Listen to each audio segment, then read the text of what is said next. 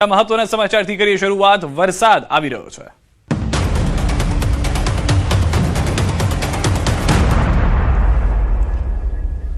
સાંજે 7 વાગ્યા સુધી 3 જિલ્લા સાવધાન રહે। 3 જિલ્લામાં વરસાદનું રેડ એલર્ટ આપવામાં આવ્યું છે। અમરેલી, ભાવનગર અને વલસાડમાં રેડ એલર્ટ છે। દીવ અને દાદરનગર હવેલીમાં પણ રેડ એલર્ટ આપવામાં આવ્યું છે, જ્યારે સુરત, નવસારીમાં વરસાદનું ઓરેન્જ એલર્ટ આપવામાં આવ્યું છે। તાપી, ડાંગ, બોટાદમાં વરસાદનું ઓરેન્જ એલર્ટ આપવામાં આવ્યું છે। 11 જિલ્લાઓમાં યલો એલર્ટ જાહેર કરવામાં આવ્યું છે। તો આજના દિવસમાં વરસાદને લઈને હાલમાં જાણકારી મળી રહી છે, જો કે દક્ષિણ ગુજરાત સહિતના કેટલાક વિસ્તારોમાં વરસાદ શરૂ પણ થઈ ચૂક્યો છે। ભાવનગર શહેરમાં જે એલર્ટ છે તેના પગલાના દ્રશ્યો આપજો। ભાવનગર શહેરમાં મેઘરાજાની ધમાકેદાર એન્ટ્રી થઈ ગઈ છે। અસહ્ય બફારા અને ગરમી બાદ ધોધમાર વરસાદ ભાવનગરની અંદર જોવા મળી રહ્યો છે। બપોર બાદ વરસાદની એન્ટ્રી થઈ છે। કાળિયાબીડ, વાઘાવાડી રોડ, ઘોઘા સર્કલમાં વરસાદ થયો છે। સુભાષનગર સહિત અનેક વિસ્તારોમાં વરસાદને લઈને સમાચાર મળી રહ્યા છે। વરસાદથી વાતાવરણમાં ઠંડક પણ પ્રસરી ગઈ છે। ભારે વરસાદથી ધોળા દિવસે અંધારું છવાઈ ગયું છે। વાહન ચાલકોને લાઇટ શરૂ કરવાની ફરજ પડી હતી। વિઝિબિલિટીમાં ઘટાડો થયો હતો। ભાવનગર શહેરના દ્રશ્યો કે જ્યાં આગળ ધોધમાર વરસાદનું આગમન થયું હોય તે પ્રમાણેની પરિસ્થિતિ હાલમાં જોવા મળી રહી છે। બપોરના સમયે પણ વાહન ચાલકોને લાઇટનો ઉપયોગ કરવો પડ્યો હતો, કારણ કે અંધકાર જે છે તે છવાયેલો જોવા મળી રહ્યો છે। આ તરફ વડોદરાના શિનોરમાં વરસાદી માહોલ, પવનના સુસવાટા સાથે વરસાદી ઝાપટું પડ્યું। વરસાદને પગલે વાતાવરણમાં ઠંડક પ્રસરી। અસહ્ય ગરમીના બફારા વચ્ચે વરસાદી ઝાપટા, જેને કારણે લોકોને પણ ગરમીમાંથી આંશિક રાહત મળી છે। ગરમીનો પણ અહેસાસ થતો હતો, બફારો પણ તેટલો હતો, પરંતુ હવે વરસાદ આવ્યો છે। ઠંડકનો અહેસાસ વડોદરાની અંદર થઈ રહ્યો છે। તો ભાવનગર બાદ વડોદરાથી સમાચાર દક્ષિણ ગુજરાતમાં પણ સતત વરસાદ જે છે તે ચાલુ હોવાના સમાચાર સવારથી જ મળી રહ્યા છે।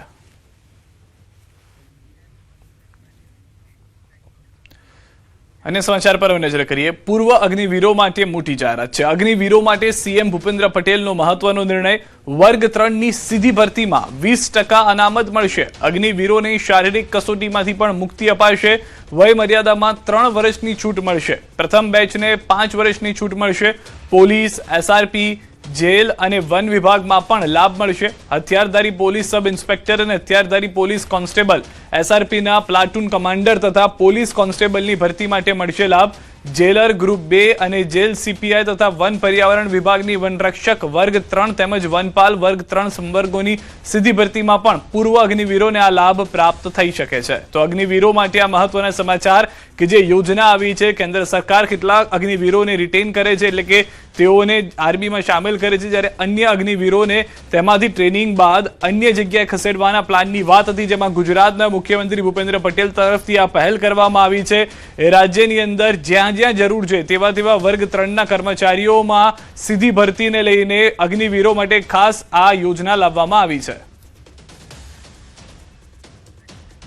ગાંધીનગરથી સમાચાર। આઈપીએસ બેડામાં મોટા ફેરફાર। આઈએએસ અલોક કુમાર પાંડેની કામગીરી હળવી કરી। આઈએએસ પાસેના વધારાના ચાર્જ અન્યને આપ્યા। 3 મહત્વપૂર્ણ હોદ્દાઓની જવાબદારી અન્ય અધિકારીઓને સોંપાઈ છે। સામાન્ય વહીવટ વિભાગ દ્વારા મહત્વપૂર્ણ ઓર્ડર। રાજેશ માંઝુને રાહત કમિશનરનો ચાર્જ સોંપાયો। રેવન્યુ વિભાગના એક્સ ઓફિસિયો ચાર્જ આપ્યો છે। જીએસડીએમએના મુખ્ય કાર્યકારી અધિકારીની સોંપાઈ છે જવાબદારી। યોગેશ બી નિર્ગુડને યુવા સેવા અને સાંસ્કૃતિક પ્રવૃત્તિઓના કમિશનરનો વધારાનો ચાર્જ આપવામાં આવ્યો છે।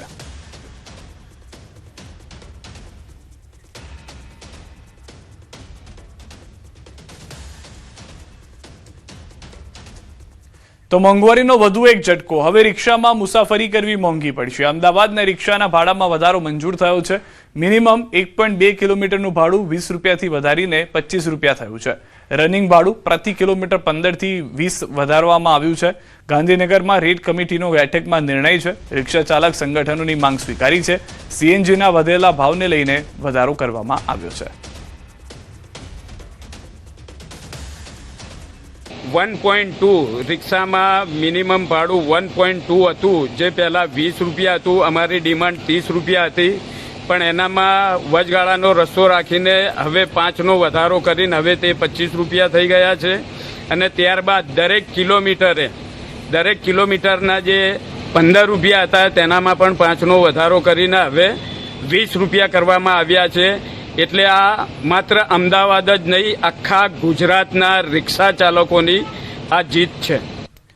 સુરતના સરથાણા વિસ્તારમાં ડુપ્લિકેટ સાબુ બનાવવાનું ગેરકાયદેસર કારોબાર આવ્યું છે સામે. પોલીસે દરોડા પાડી 6.67 લાખ રૂપિયાનો બનાવટી માલ જપ્ત કરી એક આરોપીની ધરપકડ કરી. સુરત શહેરમાં ડુપ્લિકેટ અને નકલી ચીજ વસ્તુઓનું ઉત્પાદન સતત વધી રહ્યું છે, ત્યારે પોલીસને મળેલી બાતમીના આધારે સરથાણા વિસ્તારમાંથી ઘરેલું ઉપયોગમાં લેવાતા સાબુના નામે વેચાણ માટે તૈયાર કરવામાં આવેલા ડુપ્લિકેટ અને બનાવટી સાબુનો મોટો જથ્થો ઝડપી પાડવામાં આવ્યો છે.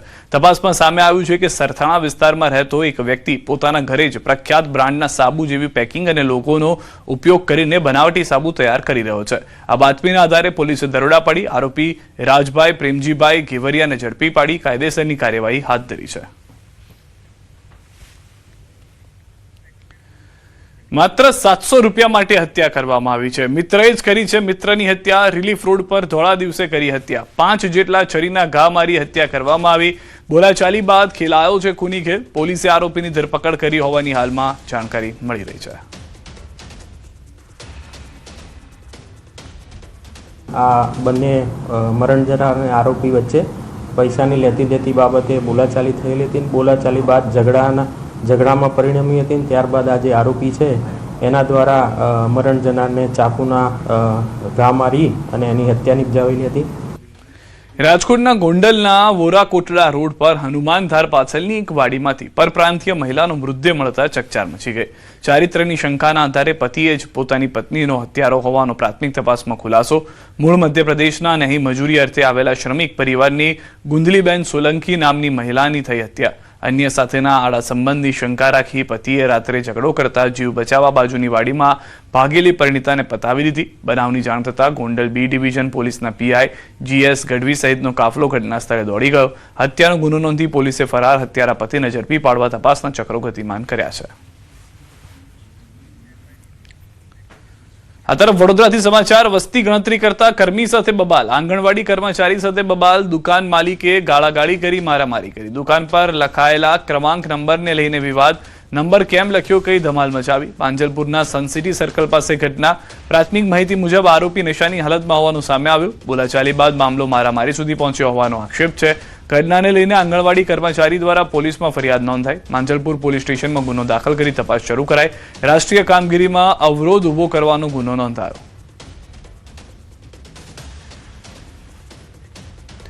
ગાંધીનગરથી સમાચાર. સ્કોલરશીપ કૌભાંડનો પર્દાફાશ. વિદ્યાર્થીઓના દસ્તાવેજનો ઉપયોગ કરી આચર્યું હતું કૌભાંડ. વર્ષ 2018-19માં વિદ્યાર્થીના દસ્તાવેજનો દુરુપયોગ, ખોટી રીતે ડિપ્લોમા કોર્સમાં ઓનલાઈન પ્રવેશ મેળવનાર ઝડપાયો. અમદાવાદના શિલજમાં રહેતા આરોપી વિજય પટેલની ધરપકડ. દસ્તાવેજોના આધારે બેંક ખાતું ખોલાવ્યું. સ્કોલરશીપની રકમ આરોપીએ મેળવ્યાનો થયો ખુલાસો. આરોપીએ દહેગામની એન્જિનિયરિંગ કોલેજમાં લેવડાવ્યો પ્રવેશ. કડી નાગરિક સહકારી બેંકમાં ખાતું ખોલાવ્યું. સ્કોલરશીપની રકમ જમા કરાવી ઉપાડી લેવાય. ફરિયાદી તેમજ સરકાર સાથે છેતરપિંડી આચર્યાનું પ્રાથમિક તપાસમાં બહાર આવ્યું. 2016 થી 2019 દરમિયાન આ જ મોડસ ઓપરેન્ડીથી કોઈ છેતરાયું હોય તો SOGનો સંપર્ક કરવા જાહેર અપીલ. સમગ્ર કૌભાંડમાં અન્ય સંડોવાયેલા લોકો સુધી પહોંચવા અંગે ગાંધીનગર SOGએ તપાસ શરૂ કરી છે. સુરતની સમાચાર. રાંદેર પોલીસને ઓપરેશન કારાવાસ હેઠળ મોટી સફળતા. 31 વર્ષથી ફરાર આરોપી ઉત્તર પ્રદેશથી ઝડપાયો છે. 1995ની નોકર ચોરીના ગુનાનો મુખ્ય આરોપી ઝડપાયો છે. શ્રીચંદ રામદયાલ શાહુની જમાલપુર ગામથી ધરપકડ. પોતાની ઓળખ છુપાવી પ્લમ્બર તરીકે કામ કરતો હતો. સ્થાનિક પોલીસની મદદથી ગામમાં વોચ ગોઠવી કાર્યવાહી કરાઈ. દીપમાલા કોમ્પ્લેક્સમાં નોકર તરીકે કામ કરતી વખતે ચોરી કરી હતી. સોનું અને રોકડ મળી કુલ 25,000ની ચોરી કરી હતી. પગાર સમયસર ન મળતા ગુસ્સામાં ચોરી કરી હોવાની કબૂલાત. ચોરી બાદ સુરત છોડીને સીધો ઉત્તર પ્રદેશ ભાગી ગયો હતો. થોડા દિવસ પહેલા અખબારમાં છપાયેલી નામ બદલવાની જાહેરાતે અમદાવાદના વેજલપુરમાં સ્થાનિકોને ચિંતામાં મૂક્યા છે. વેજલપુરમાં રહેતા સાજિદ એઝાઝ નામના યુવકે પોતાનું નામ બદલીને સ્વપ્નિલ પોદ્દાર રાખવા જાહેરાત આપી હતી, જેમાં સરનામું પણ વેજલપુરની એક સોસાયટીનું હતું, જેને લઈને સ્થાનિકો ચિંતામાં મુકાયા છે. વેજલપુરમાં અશાંત ધારો લાગુ હોવાથી સ્થાનિક લોકોએ આ નામ બદલવાની પ્રક્રિયાને પ્રોપર્ટી ખરીદવાની મોડસ ઓપરેન્ડી ગણાવી હતી. ઘટનાની ગંભીરતાને લઈને સ્થાનિક ધારાસભ્ય અમિત ઠાકરે પણ કલેક્ટર સમક્ષ રજૂઆત કરી છે અને તંત્ર તંત્રને પૂરતી કાળજી રાખવા જણાવ્યું છે. મહત્વનું છે કે સાજિદ એઝાઝ નામનો આ યુવક અંદમાન નિકોબારમાં રહેતો હોવાનું ખુલ્યું છે. અંદમાન નિકોબારમાં હિન્દુ યુવતી સાથે પ્રેમ પરિચયમાં પણ આવ્યો હતો. જોકે યુવતીને પરિવારની મંજૂરી ન મળતા યુવતી પરત ફરી હતી. અખબારમાં જાહેરાત બાદ સમગ્ર મામલો પ્રકાશમાં આવ્યો. હાલ નામ બદલવાની ઘટનાને લઈને અનેક ચર્ચાઓમાં જોડાઈ રહી છે, પરંતુ સ્થાનિકો હિન્દુ વિસ્તારમાં પ્રોપર્ટી મેળવવાની મોડસ ઓપરેન્ડી ગણાવી રહ્યા છે. ત્યારે હાલ તો સમગ્ર ઘટનાને ધારાસભ્ય અને તંત્ર દ્વારા ગંભીરતાથી લેવાઈ રહી છે. કોઈ ધર્મ બદલીને હિન્દુ બને વાંધો નથી, પણ હિન્દુ બની અને ત્યાં મિલકત વસાવે, કાલ સવારે શું થાય કોને ખબર.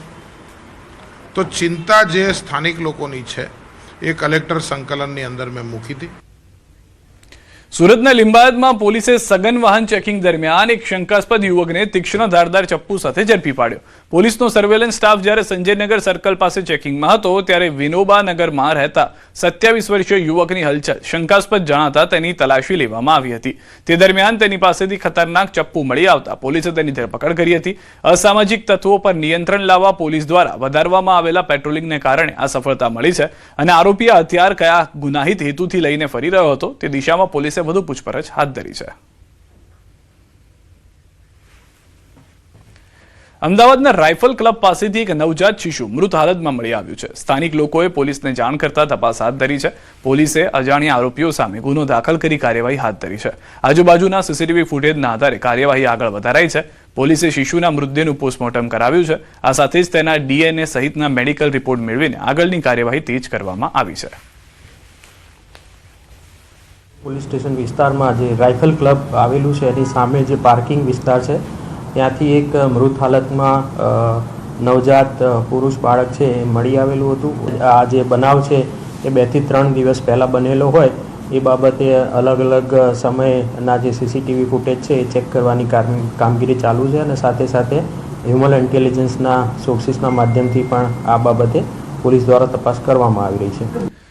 રાજકોટથી સમાચાર. જર્જરિત ક્વાર્ટરને આરએમસીની નોટિસ. ભગતસિંહ ગાર્ડન નજીક હાઉસિંગના ક્વાર્ટરને નોટિસ. આરએમસી દ્વારા નળ વીજ કનેક્શન કાપવાની કાર્યવાહીનો વિરોધ કરવા સ્થાનિકોનું ટોળું એકત્ર થયું. એક વૃદ્ધે નળ કનેક્શન કાપવા માટે ખોદાયેલા ખાડામાં સૂઈને વિરોધ નોંધાવ્યો. રહીશોમાં રોષ જોવા મળી રહ્યો છે. કાર્યવાહી અટકાવવાની મામલો ઉગ્ર બનતા લોકોનું ટોળું આરએમસી કચેરીએ પહોંચ્યું. સ્થળ પર તણાવભર્યો માહોલ. અધિકારીઓએ સમજાવટના પ્રયાસો હાથ ધર્યા. તંત્ર દ્વારા દિવાળી સુધીનો સમય આપવામાં આવ્યો હોવાનો દાવો. જે મકાનનો નળ કનેક્શન કાપવા આવ્યા છે તેમાં ફરી જોડાણ આપવાની માંગ. પાણીનો કાપવા હાટુથી લાઈન ખાડો કર્યો અને પછી કે આ ખાડો લાઈન કાપી જ નાખશું. એટલે હું પછી છેલ્લે મેં કીધું હવે તમે, હું હુઈ ગયો અને પછી મેં કીધું હવે તમે ખોદો, પહેલો ત્રિકમ મને લાગવો જોઈએ. તો એ લોકો એથી અટકી ગયા. કા મકાન સુવિધા આપે ગમે એ બરાબર. અમે એમ નથી કહેતા જ્યાં સુધી અહીંયા બને ને બીજા ત્યાં સુધી અમને સગવડતા આપે. અમે ભાડું નથી માગતા. રાજકોટથી સમાચાર. નળ કનેક્શન કાપવા પર રોકના આદેશ. મેયર નિહલ શુક્લએ તુરંત કામગીરી અટકાવી. નળ કનેક્શન કાપવા સહિતની કામગીરી અટકાવવા આદેશ. ચોમાસાના કારણે હાલમાં મકાનો નહીં તોડવામાં આવે. લોકોએ મકાન જર્જરિત નથી તેવી ખાતરી અને એફિડેવિટ આપવું પડશે. દિવાળી સુધી સ્થાનિક લોકોએ સમય માંગ્યો. સ્થાનિકોની રજૂઆતના પગલે તુરંત કામગીરીનું નિરીક્ષણ. એટલે તુરંત ત્યારે કાર્યવાહી અટકાવવાનો આદેશ આપ્યો છે અને માહિતી લઈ અને અત્યારે બધા રહેવાસીઓ આવ્યા એના આધારે માહિતી પણ અમને મળી છે. અમારા ત્યાંના ચૂંટાયેલા કોર્પોરેટરોએ પણ માહિતી આપી છે. એટલે એકચ્યુઅલમાં પ્રોપર્ટી ગુજરાત હાઉસિંગ બોર્ડની છે. કોર્પોરેશનને પ્રોપર્ટીના સ્ટ્રક્ચર સાથે સીધું કોઈ લેના દેના છે નહીં, પરંતુ નબળા બાંધકામને લીધે કોઈ જાનહાનિ ન થાય આ માટેનો જે વિષય છે એની તકેદારી લેવી જરૂરી છે. એટલે એના માટે એ લોકોનું એફિડેવિટ માંગ્યું છે. એફિડેવિટ આપી દેશે, એના આધારે નક્કી કરશું કે કોના મકાન ઉપર કઈ કાર્યવાહી કરવી. તાપી જિલ્લાના વ્યારા ખાતે કલેક્ટરના જિલ્લા સ્વાગત કાર્યક્રમમાં સરકારી આવાસ મુદ્દે 4 ગામની મહિલાઓ કલેક્ટર કચેરીએ પહોંચી હતી. ગામ લોકોને કોઈ યોજનાનો ચોક્કસ લાભ ન મળ્યો હોવાની મહિલાઓની મીડિયા સમક્ષ રજૂઆત કરી હતી અને માત્ર વટલાયેલા આદિવાસી ખ્રિસ્તીઓને જ આવાસ ફાળવવામાં આવતો હોવાનો આક્ષેપ કર્યો હતો. જેમાં ગામના તલાટીઓ અને સરપંચો મનમાની કરતા હોવાનો પણ મહિલાઓ દ્વારા આક્ષેપ કરવામાં આવ્યો. ગામમાં તંત્ર દ્વારા આવાસની ફાળવણી કરવામાં ભેદભાવ થતો હોવાનો આક્ષેપ કરીને આવાસ યોજનાની માંગણી કરી. સમગ્ર જિલ્લામાં આજે સરકાર દ્વારા જિલ્લા સ્વાગત કાર્યક્રમનું આયોજન કરવામાં આવ્યું હતું. તો અમે સોનગઢ તાલુકાના સમગ્ર ગામડામાંથી મોટી સંખ્યામાં અહીં અમે કલેક્ટર કચેરી ભેગા થયા હતા અને સૌને પ્રશ્ન એ હતો કે અમારે આઝાદી પછી અમને હજુ સુધી આવાસ યોજનાનો કોઈ લાભ મળ્યો નથી. અને જિલ્લા કલેક્ટરમાં અરજી આપી હતી કે અમને કંઈ સહાય મળે, પણ હજુ સુધી અમારી કોઈ અરજી સાંભળવા તૈયાર નથી. તો અનેક યોજનાઓથી વંચિત મહિલાઓ અને કલેક્ટરે માત્ર આવાસ માટેનું માર્ગદર્શન આપી સ્વાગત કાર્યક્રમ પૂરો કરાયો હતો, તેમજ કલેક્ટર દ્વારા મહિલાઓની અન્ય રજૂઆત સાંભળતા ઇનકાર કરી દીધો હતો, જેથી દૂર દૂરથી આવેલી ગરીબ આદિવાસી મહિલાઓમાં તંત્ર પ્રત્યે ભારોભાર રોષ ફેલાયો. વર્ષોથી ગ્રામજનોની વ્યથા તંત્ર ન સાંભળતું હોવાથી લોકોમાં રોષ છે. અમે ઘરની તો જમીનમાં થોડીક છે તમે છે તો કોઈ લાભ મળતો નથી.